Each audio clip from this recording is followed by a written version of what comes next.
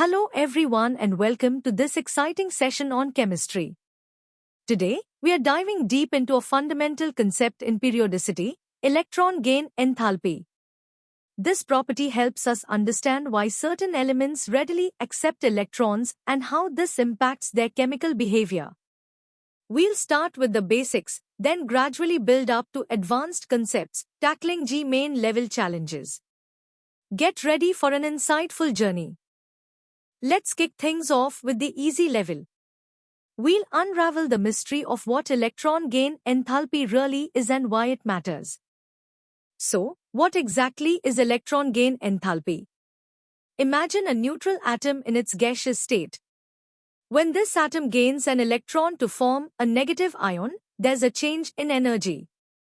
This energy change is what we call electron gain enthalpy, denoted as EG. Sometimes energy is released, making the process exothermic, and sometimes energy needs to be supplied, making it endothermic. It's a key indicator of how eager an atom is to pick up an extra electron. Now, let's look at what makes this energy change happen. Two main factors are at play: atomic size and nuclear charge. A smaller atom with a higher nuclear charge will pull on an incoming electron more strongly, releasing more energy. Conversely, a larger atom with less nuclear pull will release less energy, or even require energy input. This explains the general trends. Electron gain enthalpy becomes more negative across a period and less negative down a group. Time to test your understanding with some easy practice questions. Read each question carefully and try to recall the definitions and basic trends we just discussed. Take your time to think through the options before deciding on your answer. Good luck! Alright, moving on to the medium level. Here, we'll deepen our understanding of electron gain enthalpy, exploring more nuanced factors and intriguing exceptions to the general trends. At this level, let's refine our definition of electron gain enthalpy. It's the molar enthalpy change when an electron is added to a neutral gaseous atom. We'll delve into the specific factors that dictate its value: the atom's nuclear charge, its size, and crucially, its existing electronic configuration.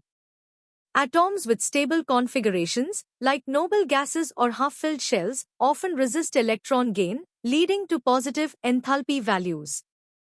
Next, we explore successive electron gain enthalpies.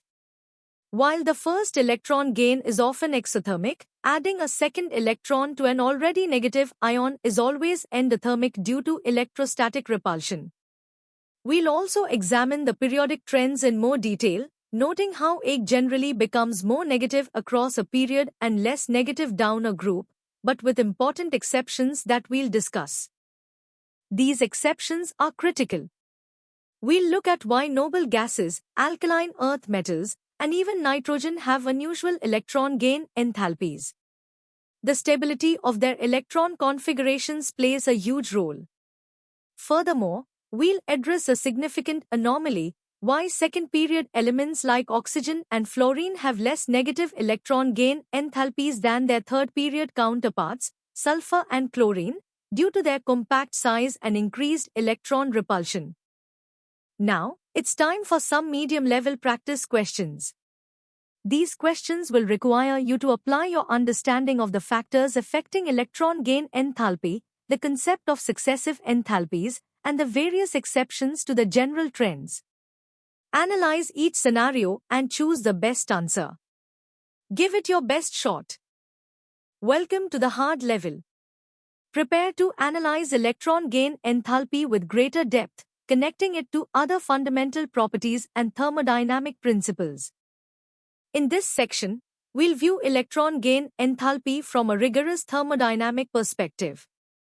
We'll differentiate between EG and electron affinity, understanding their relationship and implications.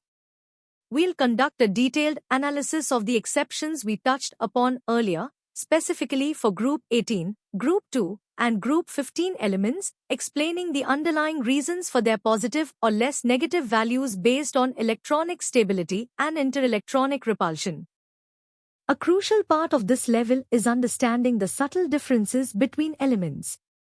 We'll compare the electron gain enthalpies of elements within the same period and group, focusing on the anomalous behavior of second period elements like fluorine and oxygen versus their third period counterparts, chlorine and sulfur. We'll elaborate on how the compact size of second period atoms leads to increased electron-electron repulsion, making electron addition less favorable. Finally, we'll establish critical connections between electron gain enthalpy and other periodic properties. We'll explore its relationship with ionization enthalpy and electronegativity, demonstrating how these properties collectively dictate an atom's reactivity and its propensity to form various types of chemical bonds. Understanding these interconnections is vital for predicting chemical behavior and stability of compounds. You've reached the hard-level practice questions. These problems will challenge your analytical skills, requiring you to apply a deeper understanding of electron gain enthalpy, its exceptions, and its relationships with other periodic properties.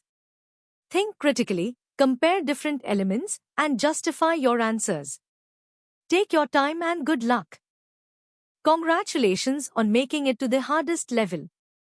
Here, we'll explore electron gain enthalpy with competitive depth, delving into its quantum mechanical basis, quantitative aspects, and real-world implications, including some engineering insights.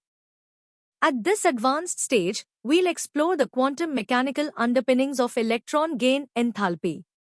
It's not just about simple attraction, but a delicate balance of effective nuclear charge, shielding, and interelectronic repulsion within specific orbitals.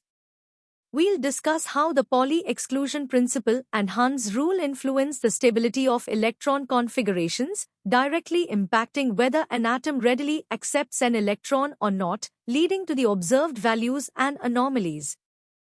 We'll also touch upon the quantitative aspects and experimental challenges.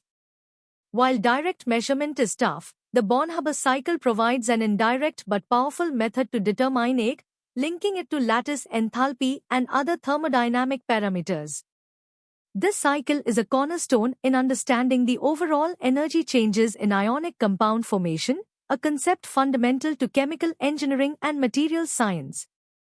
A deeper dive into the second versus third period anomaly is essential here.